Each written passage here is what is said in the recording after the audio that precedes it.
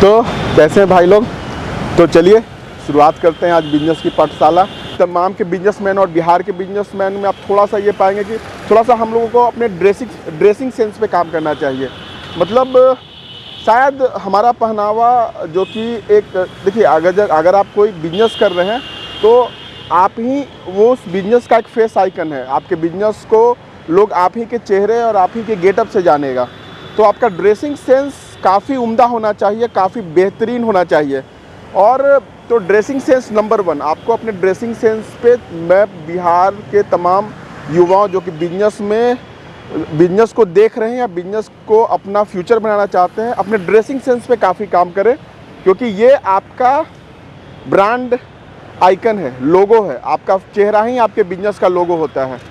दूसरी बात, आपका कम्युनिकेशन स्किल, आपका बातचीत करने का, जो एक दूसरे से कम्युनिकेट करने का ये आपका बेस्ट होना चाहिए। कम्युनिकेशन स्किल आपका डल है तो आप नहीं कर पाएंगे। अगर आपका कम्युनिकेशन स्किल काफ़ी बेहतर नहीं है तो मैं तो बिल्कुल रिकमेंडेशन करूँगा कि अपने कम्युनिकेशन स्किल पे काम करें और अच्छा कम्युनिकेशन स्किल डेवलप करें। ये कम्युनिकेशन स्किल डेवलप करने के लिए आपको न्यूज़पेपर देखना होगा। धीरे धीरे अपने ग्राहक से, जहाँ पे आप सिर्फ ये बात करते हैं कि हाँ मेरे पास ये सामान नहीं है, वो सामान है, हाँ ले लीजिए, इसका इतना दाम पड़ेगा, यही कम्युनिकेशन आप अपने ग्राहकों के साथ रखते हैं। जैसे कोई सामान आपके पास लेने आया तो आप बोलते हैं, सिर्फ आपका कम्युनिकेशन ग्राहकों के साथ सिर्फ यही होता है कि हाँ ये सामान मेरे पास नहीं है, हाँ ये सामान है, इसका कितना दाम है, इसको बढ़ाइए, इसके टेन्योर को बढ़ाइए। आप जब कभी आए तो हाँ भैया ये सामान है, उसके अलावा 3-4 ऑप्शंस उनको और बताइए। फिर ये बताइए कि भैया ये प्राइस है, हम आपको ये प्राइस ऑफ़र करेंगे। फिर आप उनसे थोड़ा सा पर्सनल इन्वॉल्वमेंट लीजिए कि भैया कैसे हैं भैया और कहाँ रहते हैं आप। तो इस तरीके से अगर आप चीज़ों को बढ़ाएंगे तो आपका खुद जो कम्युनिकेशन स्किल है, बातचीत करने का जो स्किल है, ये आपका मेरे ख्याल से थोड़ा सा ग्रो अप होगा। तो आपके पास वो सामान नहीं हो, जैसे कोई आया आपके पास, बोला भैया फलना बिस्किट दे दीजिए, आपके पास नहीं है, तो ये नहीं है का जो कम्युनिकेशन होना चाहिए ये भी थोड़ा लंबा होना चाहिए। जैसे कोई आया आपके पास नहीं है तो भैया ये, इसके अलावा भैया ये सब चलेगा, अच्छा भैया कोई बात नहीं भैया हम ये वाला बिस्किट मंगवा देंगे। जो फिर आप उसको एक बात थोड़ा सा उस जो आपके पास लेने आया है उसमें एक प्रीमियमनेस भी दिखाइए कि उनके पसंद को आप बिल्कुल अप्रिशिएट कीजिए। मतलब बिल्कुल बोलिए कि नहीं भैया ये वाला बिस्कुट सही में मेरी गलती है जो हम नहीं रखे हुए हैं, लेकिन हम मंगवा के रखेंगे, अगले बार से आपको निराश नहीं होना पड़ेगा। और मतलब रियली में काफ़ी हम भी खाएँ 1-2 बार, काफ़ी टेस्टी होता है। जैसे इस तरीके से चीज़ों को ऐड ऑन कीजिए, कम्युनिकेशन स्किल को बढ़ाइए। और आज क्योंकि मैं खुद बता चुका हूँ कि पटना में मेरा पटना का सबसे बड़ा रिज़ॉर्ट है, पटना रिज़ॉर्ट मेरा, तो पूरे दिन शाम को भी एक और वीडियो मेरा रहेगा। उस वीडियो में मैं बताऊँगा कि आज पूरे दिन बिजनेस जो इंटरेक्शन रहा, मुझे क्या नया सीखने को मिला। और यकीन रखिए जो मुझे कुछ सीखने को मिलेगा वो मैं आप तक पहुँचाऊँगा, क्योंकि मेरा मानना है ये पटना शहर मुझे काफ़ी कुछ दिया है, नाम, शोहरत, पैसा। अब मेरी बारी है लौटाने की। तो मैं था उस पर कॉल करा। जी हाँ, एक बात मैं बताना चाहूँगा कि मैं 2018 से मैं अपने रिज़ॉर्ट को बना रहा था।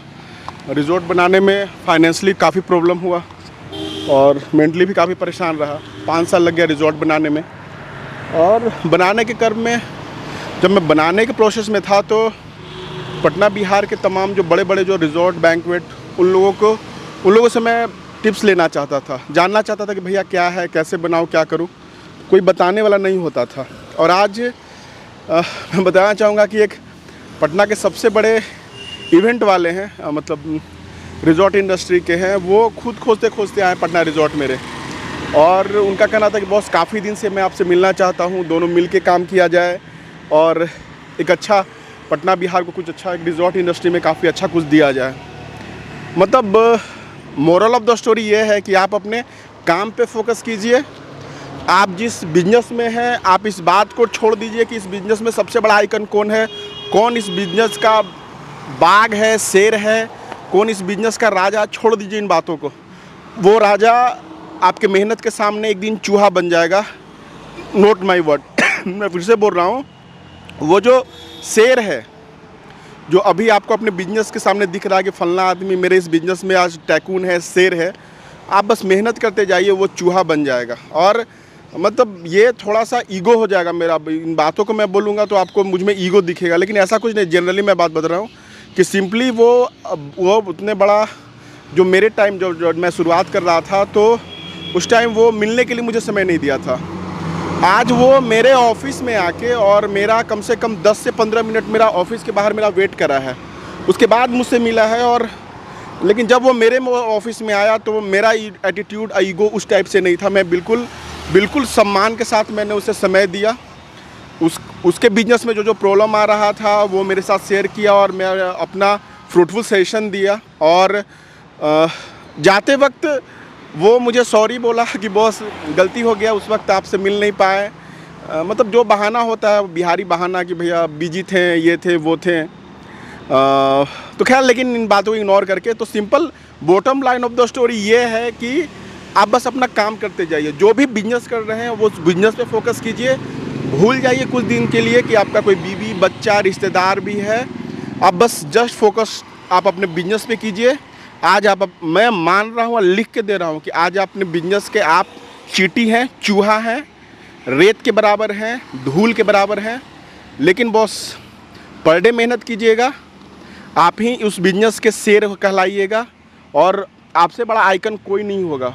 मेरा देखिए, एक्चुअली मेरा मकसद तमाम गप लगाने का, जो आप लोगों से बात करने का, कन्वर्सेशन करने का जो सिलसिला है, ये है कि बस थोड़ा बहुत जो मैंने जो सफ़र किया है बिहार में, चूँकि कोई बहुत बड़ा कोई बिजनेस का क्लास नहीं चलता है। हमारे और आपके पास जो कि मिडिल क्लास से आते हैं उनके पास कोई फाइनेंशियली वैसा पैसा नहीं होता कि कोई बिजनेस क्लास ज्वाइन करें। तो एक बस मैं चाह रहा हूँ कि बॉस नो डाउट ये जो बिहार और पटना शहर है, बहुत क्षमता काफ़ी ज़्यादा इस शहर में, वो आपको यहाँ से उठा के यहाँ ला सकता है। जब मुझे लाया है बॉस, मेरे जैसे आम इंसान को लाया है, तो आपको भी लेके आएगा। आज मेरा पटना का सबसे बड़ा रिजॉर्ट मेरा है, ठीक है। अपने तमाम लोगों को बोलता हूँ भाई कि मैंने पर डे डेली बेसिस पे मेहनत करा है बॉस।